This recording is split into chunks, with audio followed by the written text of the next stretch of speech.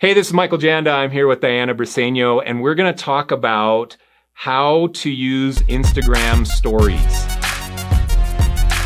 Diana is a mega star at Instagram stories. If you don't follow her, you should, which I'll be saying in all of my content descriptions for these videos. But her Instagram stories are epic and fun and exciting and energetic and make you happy. So Diana, what is the secret? What are your tricks on doing awesome Instagram stories?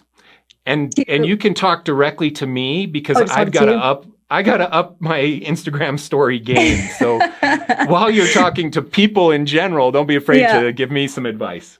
All right, awesome. Well, to definitely take the pressure off of yourself, because I view the content on your grid as more thought out content. Maybe it's like the brains of the operation, whereas your stories are more just the soul of it all, just you showing the personality behind, all of this great content. So yes, you might be informing people, but you're also creating this glimpse into who you are. And oftentimes people worry about, seeming professional on social media and all of these things. So they forget the fun element. People go on social media most of the time to be entertained.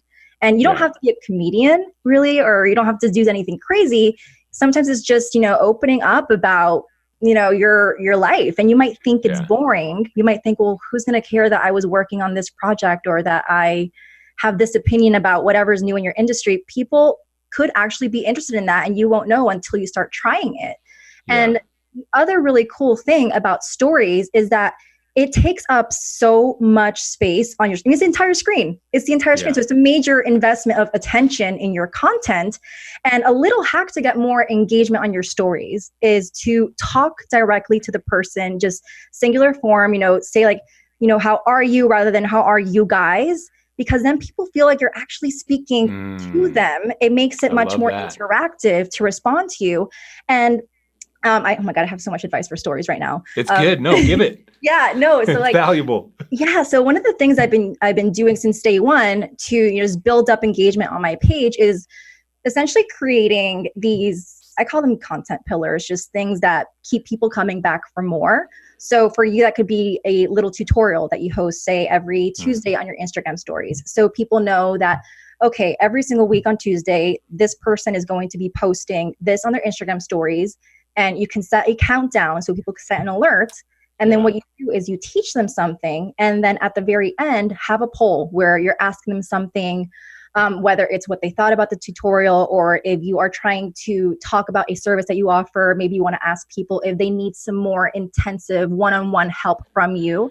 So then that sort of opens up the communication where you can DM them and learn more about them and send them a voice message, say their name, whether you send a voice message or you type it up, but say their name so they don't feel like it's a copy pasted message. It's just a really cool way to just have fun, take off the pressure. It doesn't need to be this super designed thing, In fact, I only design for my stories when I have something important that I want to talk about. The rest, I just keep it casual. I feel like it takes off some of the pressure a lot of the times. It makes me seem more welcoming, more approachable.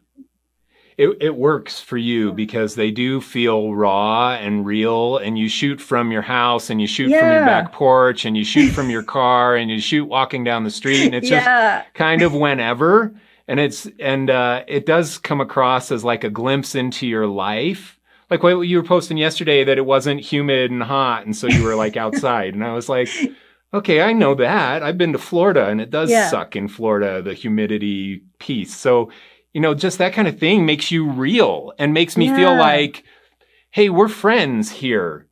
And it's like, that's the kind of stuff, if you were at my house and we were sitting on my back porch, we would be talking about that kind of stuff. And so just that realness. And I don't do enough of that. I need to add more of that. And maybe that's a good goal for me for 2020, is to get a little more insight to my own life and personality and things. Cause I don't do enough of that. I did try and start one. So my youngest son, Miles, is 8, and I was driving him to school, and I was like, okay, I'm going to try and do a little video while I drive Miles to school in the morning. And get him to talk on it and stuff. And he found out that I was recording because I was like trying to turn it toward him. He was like, "Why are you recording me?" or something. So I got to get more buy-in because I think that could be like a fun little segment. It's like, let's drive Miles to school with Mike in the mornings, and I talk about, okay, here's what I have on my schedule today. And Miles says some things and people would get massive insight into my life. Yeah. So I think that's the kind of way that we need to use stories. I think there's a lot of value in that. Oh, I did want to say something. I just saw Facebook, like within the last week or two, added double-decker high stories on their mobile feed. So if you open the Facebook app, it's too high and you scroll through to click on the ones you want. And that is massive evidence of the importance of stories that they're putting into Facebook. Yeah. I'll be surprised if we don't see something like that in Instagram coming up as well, because I have heard that stories are where a lot of push is going to come for content in the coming year.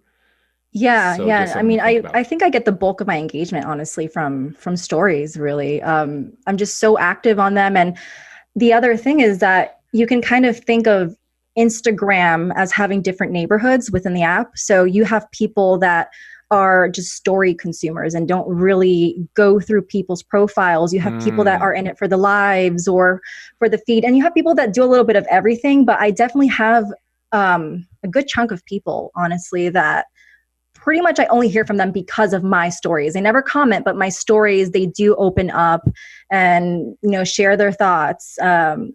So it's definitely something that a lot of people need to take more advantage of, but I think they don't because they fear showing up on camera and sounding a little bit strange, or I don't know, their surroundings aren't as pretty as they think it should be. Just overcoming that fear, really. Yeah, overcome that fear. It's unfounded.